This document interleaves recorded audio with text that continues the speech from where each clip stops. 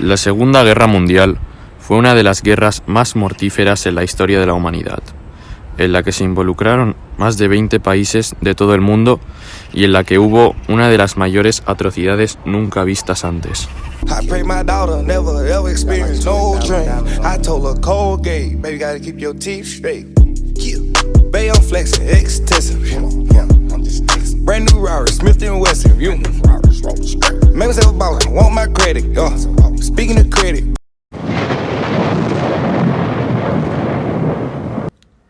Hubieron dos tipos de causas. Las causas a largo término, que eran la crisis económica del periodo de entreguerras, el ascenso del fascismo en Italia y del nazismo en Alemania, la debilidad de las democracias occidentales delante del expansionismo nazi y el expansionismo del imperio japonés en Asia. Y también estaban las causas a corto término, donde Alemania abandona la SDN, interviene en la Guerra Civil Española, anexiona al Sarre, anexiona a Austria, la ocupación de los Sudets y la partición de Checoslovaquia, e invade Polonia. Italia interviene en la Guerra Civil Española, invade Abisinia y abandona la SDN. Y Japón invade Manchuria e interviene en la China. Hola, soy Joaquín Alberto, experto en el nazismo y en la Segunda Guerra Mundial, y hoy os explicaré el crecimiento del nazismo. Todo comenzó en 1918, cuando el Kaiser alemán abdicó. Como consecuencia se creó la República Democrática de Weimar. Esta democracia no era muy fuerte, ya que la crecida de la extrema derecha, el comunismo y la difícil situación económica del país amenazaban a la República. Todo esto produjo un ascenso en el partido nazi. El programa del partido nazi era anticomunista, nacionalista y antidemocrático. Pensaban de una manera irracional, guiada por el sentimiento nacionalista de volver a convertir a Alemania en un gran imperio. El partido nazi, liderado por Adolf Hitler, llegó al poder por la vía democrática y estableció un régimen totalitario. Después de establecer un régimen totalitario, Hitler ilegalizó partidos, unificó los estados federales, hizo una depuración dentro de la administración, reprimió a la oposición y se anexionó territorios cercanos para tener un país autárquico, que no dependiese de nadie para sobrevivir. Iniciaron un proceso de rearmamiento. También desenvoluparon un proyecto racial nazi. La Segunda Guerra Mundial comienza cuando Hitler, ya en el poder, comienza a buscar ese espacio vital que tanto deseaba para la raza alemana. Habiendo quebrantado varios de los tratados de Versalles, se dispone a romper otro.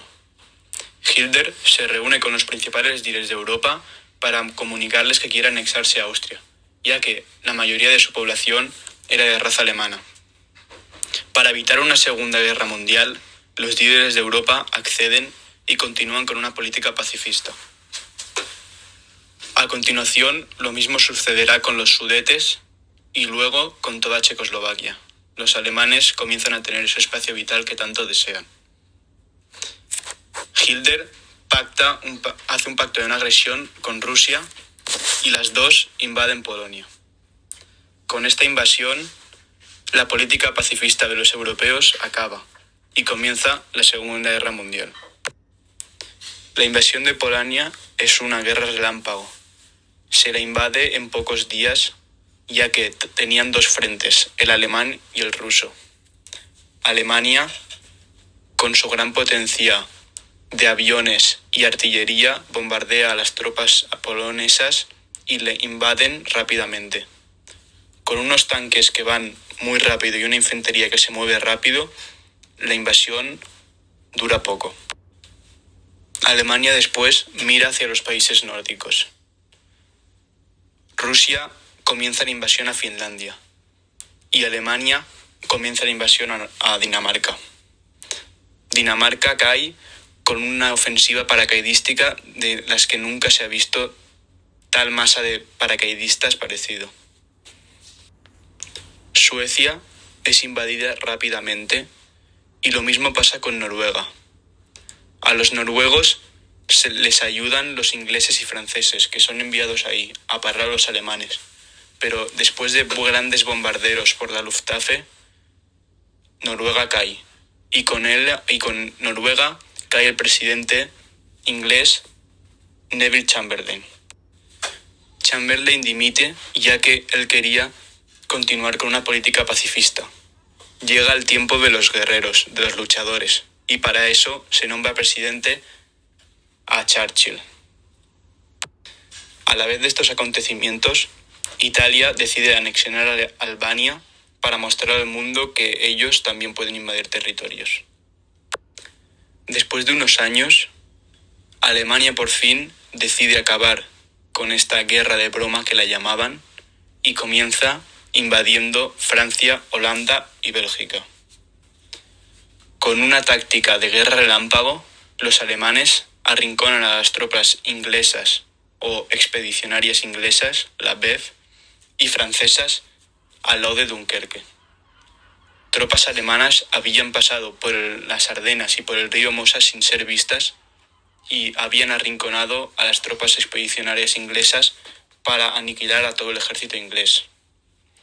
Esto al final no sucedió, ya que en Dunkerque los barcos ingleses pudieron reembarcar a más de 300.000 tropas inglesas y francesas y llevarlas a su tierra.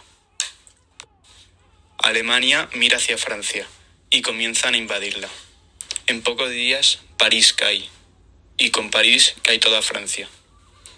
Alemania divide Francia en dos estados, uno gobernado por la Alemania nazi y el otro por un títere que ponen ahí, Vichy. Después de esto, Alemania ataca a Inglaterra con la denominada Batalla de Inglaterra, entre que las fuerzas de aviones alemanas, la Luftwaffe, e inglesas, la RAF, tienen una batalla que al final la victoria se la llevan la RAF, los ingleses. También comienza la batalla del Atlántico, en la que submarinos alemanes comienzan a destrozar navíos de la flota inglesa. Esta guerra llevará consigo muchas muertes de personas y continuará durante toda la guerra. Mussolini, con su afán de recuperar el Imperio Romano, invade Grecia, pero no lo consigue y pide ayuda a sus amigos alemanes. Alemania decide invadir todos los Balcanes y consigue Grecia, y mirar hacia Egipto, donde habrá una guerra de tanques en África muy brutal. Militarmente, ¿en qué consistía la guerra relámpago? La guerra relámpago fue utilizada en el periodo de entreguerras y después usada muy frecuentemente por los alemanes. Los alemanes, que tenían un gran poder militar, utilizaban a la Luftwaffe, su aviación, para primero bombardear las tropas enemigas, dejándolas destrozadas. Después, con una artillería móvil, seguían el bombardeo. Y ya, cuando las tropas enemigas se encontraban mal, los tanques rápidamente y las tropas de infantería con carros motorizados entraban despistando a los enemigos sin que pudieran defenderse. Esto hacía que la defensa quedara sorprendida y cayera rápidamente. Hoy en día, por ejemplo, se puede ver cómo Rusia ha iniciado una guerra relámpago contra Ucrania, aunque de momento no le está saliendo del todo bien. El 7 de diciembre de 1941, Japón atacó por sorpresa la base naval estadounidense de Pearl Harbor, en el archipiélago de Hawái. La sorprendente maniobra japonesa causó consternación en Estados Unidos y propició la entrada de este país en el conflicto bélico como parte del bando aliado. La campaña de África fue uno de los episodios más relevantes de la guerra. Abarcó entre 1940 y 1943, con la rendición de italianos y alemanes. Las hostilidades estallaron en junio de 1940, con la toma británica del fuerte italiano de Fuerte Capuzzo, en Libia. Hola, me llamo Pau García, soy experto en geopolítica y geoestrategia y voy a explicar la invasión alemana de la Unión Soviética, también conocida como Operación Barbarroja. Esta operación tenía un objetivo ideológico de la Alemania nazi de conquistar la Unión Soviética para repoblarla con alemanes. La invasión comenzó el 22 de junio de 1941, quebrantando el pacto de no agresión acordado entre Stalin y Hitler. En diciembre del 41, el ejército alemán estaba arrasando con el territorio soviético, sosteniendo una línea de ocupación que iba desde la ciudad de Leningrado hasta Rostov, pero el ataque nazi se detiene en Moscú. Para la primavera ya había quedado claro que Rusia no iba a caer tan fácilmente como Francia, y la máquina de guerra de Hitler necesitaba alimentarse. Es por eso que en el verano del 42, Hitler y sus generales planean enviar al sur a los grupos alemanes para tomar unos campos petroleros. Pero mientras Hitler preparaba la ruta hacia los campos petroleros, vio la oportunidad de darle un golpe muy humillante a Stalin. Se dio cuenta de que había una ciudad con su nombre, llamada Stalingrado, y decide dividir sus fuerzas para atacar la ciudad. El ejército alemán comienza la invasión con éxito, pero los rusos crean un paisaje de tierra quemada antes del avance alemán. Destruían sus propiedades para que los alemanes no se pudieran autoabastecer en los pueblos ocupados. Finalmente, los alemanes llegaron a ocupar Stalingrado, pero con la llegada del duro invierno se quedaron sin recursos para seguir combatiendo, y con una contraofensiva del ejército soviético consiguieron acorralar al ejército alemán, que se quedó atrapado en Stalingrado, y acabó suponiendo la derrota del ejército alemán en la Unión Soviética. En 1942, 3 derrotas del eje marcaron el punto de inflexión en el desarrollo de la guerra.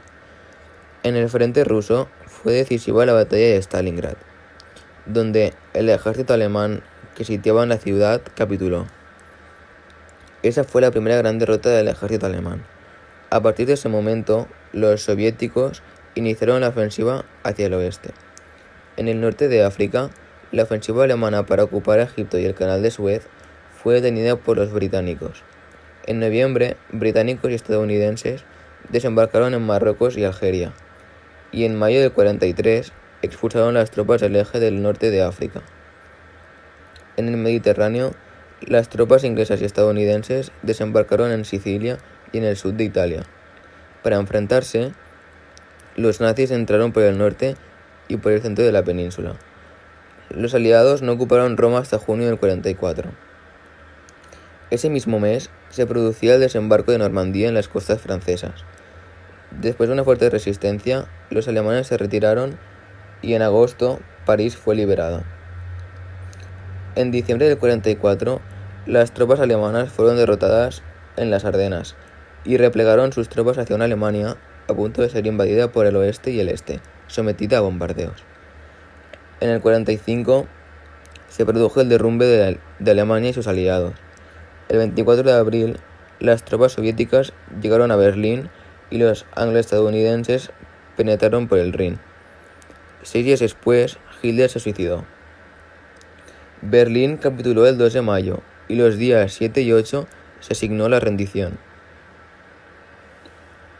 En Italia, el 28 de abril, Mussolini fue capturado y ejecutado por los partisanos, y los días siguientes el ejército alemán de ocupación se rindió, y así se completó la liberación de toda la península italiana.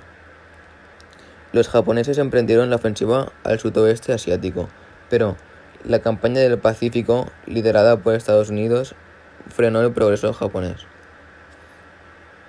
En febrero del 43, los japoneses tuvieron que evacuar Guadalcanal.